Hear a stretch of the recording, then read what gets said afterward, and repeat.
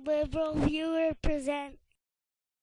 So I was somewhat surprised to see on last week's Real Time with Bill Maher that the supposedly libertarian host took a strong stand in favor of gun control, as you can see him explain himself in this clip. Democrats have a lot to answer for. There's been a spate of shootings, for example, in this country in the last month, and yet where is this party on gun control?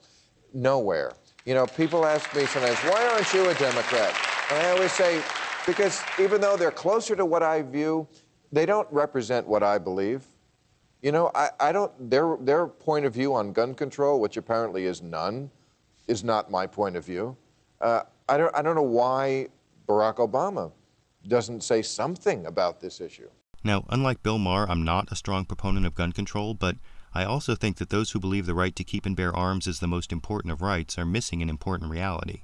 In fact, on Bill Maher's discussion panel, it was not Democratic Party Chair Governor Howard Dean who best represented my position, or even Bethany McLean of Vanity Fair magazine, but rather it was the great stand-up comedian and former writer for The Simpsons, Dana Gould, who made the most perceptive observation, as you can see here. I come from a family of NRA members. I had a rifle cabinet in my home growing up, 4 brothers and a dad, they all hunt. They're all very decent, reasonable people. But the hardcore NRA member, yeah, I had a gun cabinet actually in my bedroom when I was in high school, because it was the room that it fit in. Your joke here.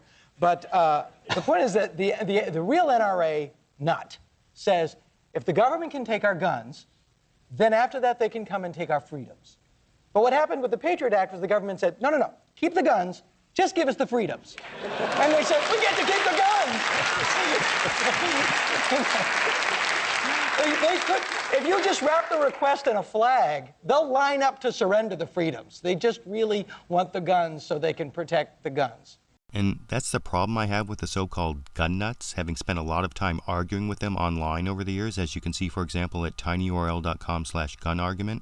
And I now even subscribe to some gun enthusiast channels on YouTube, but while some of them may get a sense of security from holding onto that gun, in the end, when it comes to protection from the government, it's a false sense of security. I heard a lot in those online arguments with gun enthusiasts about Ruby Ridge and Waco, but do they forget that the Branch Davidians' huge stockpile of weapons at Waco did nothing to prevent even the soft-on-crime Clinton administration from getting the government's way?